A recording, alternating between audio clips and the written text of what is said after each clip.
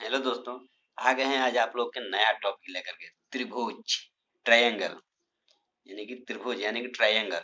आप लोग का नया टॉपिक के बारे में लेकर आए हैं। त्रिभुज के बारे में आप लोग को कुछ भी नहीं पता होगा, कुछ भी नहीं पता होगा, लेकिन त्रिभुज के बारे में आप मेरे वीडियो देखने के बाद जरूर सीख जाएंगे। कुछ तो सीख ही जाएंगे, 100% सीखेंगे।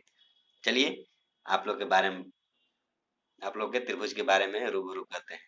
त्रिभुज क्या है, आइए देखते हैं। त्रिभुज, ये देखिए है त्रिभुज ABC। जब त्रिभुज में 3 गो भुजा होगा तब तो त्रिभुज होगा, ये तो पता है। त्रिभुज में 3 गो भुजा होगा तब तो त्रिभुज कहेंगे। 4 गो भुजा रहेगा तो चतुर्भुज कहेंगे। 3 गो भुजा है तो त्रिभुज कहेंगे। तो आइए ये तो 3 गो भुजा है, एकरा में तो तीनों गो भुजवा है, तो 3 गो भुजा है तो त्रिभुज कहेंगे। तो एक देखना है कि कौन सा त्रिभुज है। त्रिभुज के भी तो प्रकार होगा, आदमी है तो आदमी के भी नाम होता है, बहुत सारा नाम होता है। उसी तरह त्रिभुज के भी नाम है। ये देखिए समकोण त्रिभुज है, कोण के आधार पर ये समकोण त्रिभुज है। समकोण त्रिभुज है, सम मतलब 90 डिग्री, यानी कि समकोण मतलब 90 डिग्री। समकोण के ठीक सामने का जो भुजा होता है उसको कर्ण कहते हैं। समकोण के ठीक जो सामने का भुजा होता है उसे कर्ण कहते हैं। जिसपे रुका हुआ है त्रिभुज उसको आधार कहते हैं, यानी बेस आधार कहते हैं। जिसपे खड़ा है उसको लंब कहते हैं, लंब कहते हैं। अब देखिए इतना बात तो जाने गए, आधार लंब कर्ण कौन हुआ।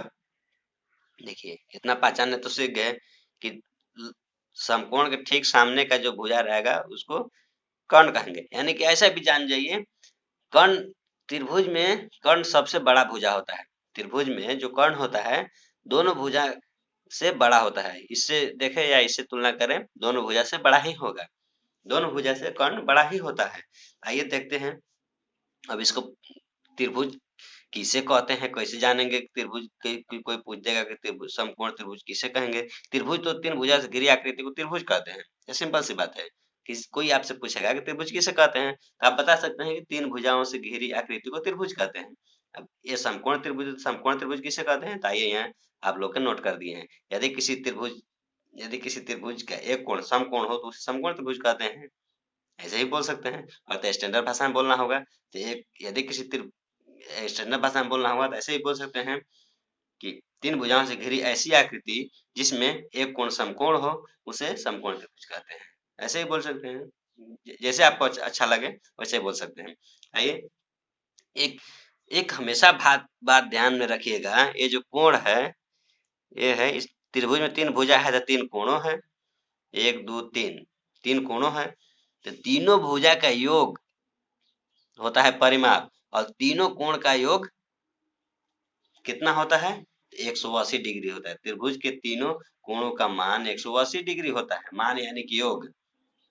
त्रिभुज के तीनों कोणों का योग 180 डिग्री होता है। ये हमेशा ध्यान रखिएगा, हमेशा याद रखिएगा, हमेशा ये काम आने वाला चीज है, हमेशा काम आएगा। त्रिभुज के तीनों कोणों का योग 180 डिग्री होता है।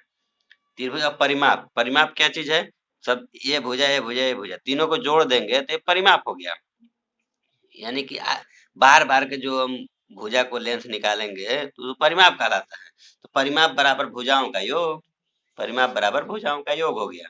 सिंपल सी बात। क्षेत्रफल बराबर 1/2 आधार गुने ऊंचाई, ऊंचाई लंब को ही ऊंचाई कहते हैं, लंब भी लिख सकते हैं, उसमें दिक्कत नहीं है, इसमें कुछ भी लिख सकते हैं। चलिए आइए देखते हैं, इसके आधार पर सवाल बनाते हैं। आइए कुछ क्वेश्चन देखते हैं। यदि आपको त्रिभुज ABC में BC दिया हुआ है 8, BC दिया हुआ है 6 और AC दिया हुआ AB दिया हुआ है 8, तो AC निकालना है। यानी कि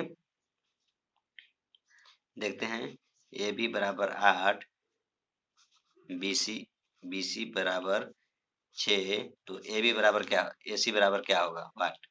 ये कैसे निकालिएगा तो आइए कर्ण निकालने, कर्ण बराबर सूत्र का पहले देखते हैं। कर्ण बराबर क्या सूत्र होता है तो कर्ण बराबर सूत्र होता है, ये देखते हैं। कर्ण बराबर कर्ण स्क्वायर इक्वल टू आधार स्क्वायर प्लस लंब स्क्वायर, ठीक है। ये हमेशा याद रखिएगा, कर्ण स्क्वायर बराबर आधार स्क्वायर प्लस लंब स्क्वायर। हमेशा याद रखिएगा। आइए देखते हैं कि इस पे कैसे बनेगा। तो आइए निकालते हैं। ये देखिए कौन हो गया AC। AC इक्वल टू 8 की स्क्वायर प्लस 6 की स्क्वायर, 6 की स्क्वायर। फिर लिखेंगे AC इक्वल टू 8 अठाई 64 हो गया प्लस 36 इक्वल टू, दोनों जोड़ देंगे तो 100 हो जाएगा। AC एस कौन स्क्वायर है तो AC की स्क्वायर देंगे, AC की स्क्वायर। और जब स्क्वायर जाएगा इधर बराबर के इधर में तो इस पे हो जाएगा रूट, इसका वर्गमूल तोड़ेंगे तो 10 आएगा, यानी कि AC इक्वल टू 10 हुआ। ठीक है, अब समझ गए होंगे।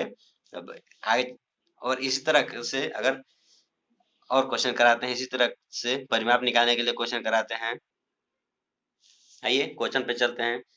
एक क्वेश्चन है, यदि किसी त्रिभुज के तीनों भुजाओं का योग 24 सेंटीमीटर है, यदि किसी त्रिभुज के तीनों भुजाओं का योग 24 सेंटीमीटर है और AB बराबर 8 तथा AC बराबर 10 हो तो BC का मान ज्ञात करें। ठीक है, ऐसा ही क्वेश्चन लेके आए हैं आप लोग के।